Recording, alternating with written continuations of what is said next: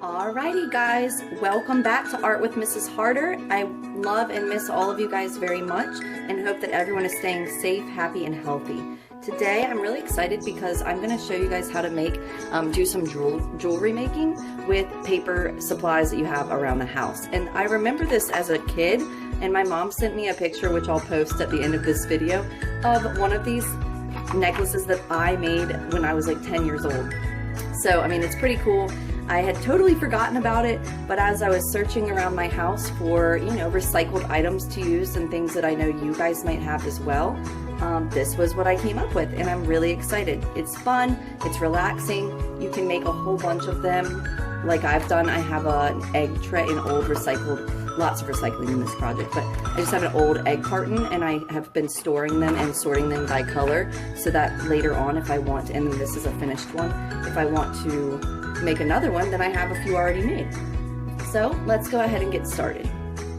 Jewelry making is a form of art. It can become a career. It is definitely a respected art form in my opinion. And it's been around in England since the Victorian age. The young women used to socialize and sit around the dining room table, and they would use old wallpaper scraps and knitting needles, and they would create these beautiful paper beads. So for your supplies, what you will need is, really it's optional, well, you need a pencil or something round to wrap the beads around. We don't actually even have to do any drawing today unless you get, you'll see a link to a website that I post on Schoology, and it has some really detailed instructions on different types of beads, but I'm just going to show you a simple bead that looks like this today. But there's lots of different patterns that you can use. So the pencil or something round to wrap your paper around. You will need glue of some sort. You can use glue stick, which is what I'm going to be using. It's easiest, it's light.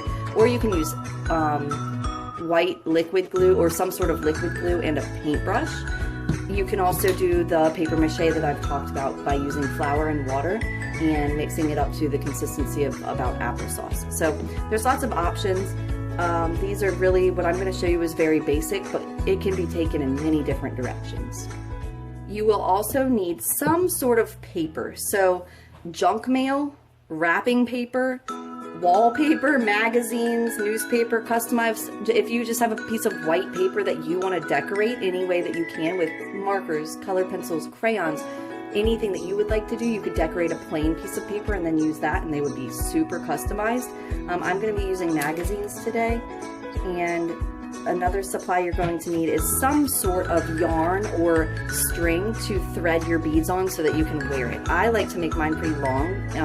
This is a really simple one. I just used yarn, but I will, if you don't have yarn or any sort of string, I'm going to be posting a tutorial, not done by me, but done by another art teacher that I really respect, and her videos are posted on my YouTube channel. She's under Art Room Glitter Fairy, and she just came out in perfect timing to create yarn out of t-shirts. So if you have an old t-shirt laying around that's, of course ask your parents, but if it's stained up or if it doesn't fit anymore or something like that, you can take t-shirts and you can make yarn out of them. And then also on her website, her YouTube channel, she takes it and you can create a coaster, a woven coaster out of the t-shirt yarn. So everyone in the art community right now is really coming together to create some really amazing ideas so that you guys can create at home with supplies you have without having to go out and about. Okay, so the very last supply I forgot to mention is scissors. I think I've mentioned it before on one of my videos, but if you ever do not have scissors or something sharp, you could, if you don't have scissors and you have a knife and a cutting board, ask someone, an adult or somebody that can help you, and you could actually cut the paper just like a piece of food on a cutting board with a knife. Sometimes I like to do that because you get a really clean edge. But scissors are going to be probably the easiest and best way to do this. So I have already flipped through a few magazines. It took me 2 magazines, really I could have done it in one, but I'm happy with the color choices I got. You try to look for pages that have kind of a consistent color, and I've already cut into these, but, and I knew I wanted to do something in Boy G Biv rainbow order, you know me. So I went ahead and I picked out some red, orange, yellow, and so on and so forth, and I've laid them out already. To save time for you guys, I went ahead and trimmed some up into triangles, and that's what you're gonna do.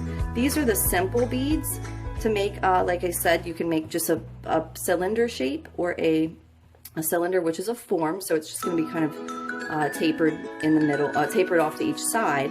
But depending on how you cut your paper will create a different bead type. And like I told you earlier, there will be a link on Schoology posted with an update where you can go to see different diagrams or different templates on how to cut your paper for different bead shapes. Right now, we're just going for basic. I want you guys to just kind of get the idea, practice with it, and you might find that you really enjoy doing this and you just want to keep going. It's very therapeutic.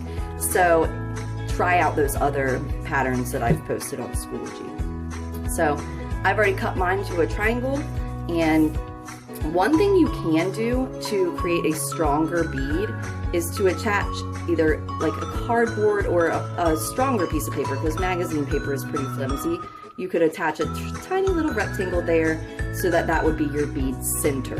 So you could, for instance, take a piece of, cardstock or something, glue it on there, and then that way when you start wrapping, your bead has kind of a tubular inside. Toilet paper roll would be really good for that, cut a piece of that. So it would be something that would kind of just strengthen your bead.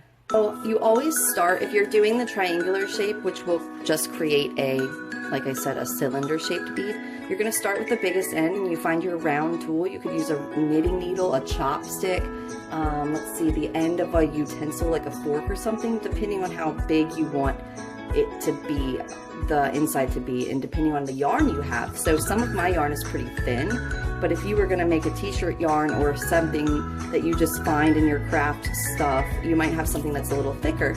Depending on what tool you use to wrap, it will be bigger or smaller. So I'm fine with a pencil. It's easy. I know most of you probably have one sitting at home, but you're going to just lay it over and kind of wrap it around and hold it with both hands, and then you just start to wrap. And you really want to keep this kind of in the center, because as it tapers, it will get thicker in the middle so that you have a tapered or edge that gets smaller on each side.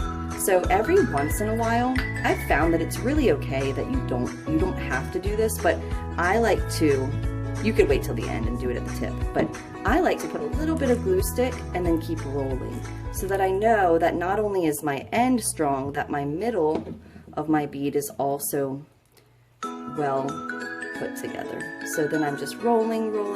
I like a flat edge here so that it leaves kind of a finished edge look, and you really want to make sure that that little edge is going to get quite a bit of glue.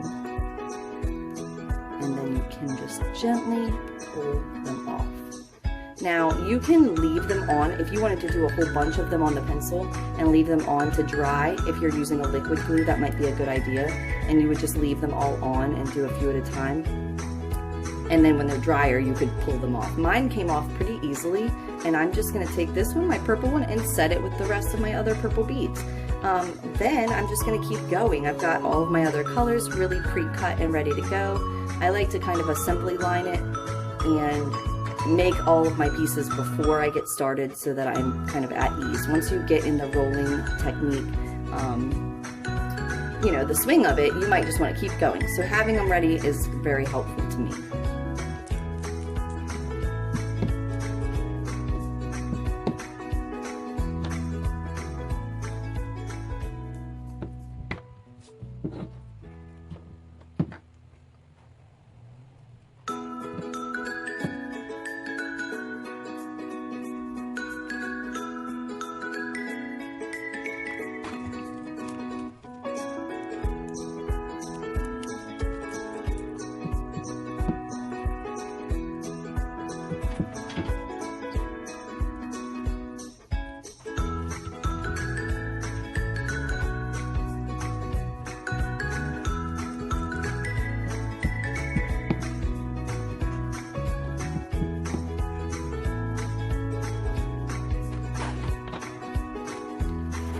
Alright guys, so you've got all of your beads made, ready to go.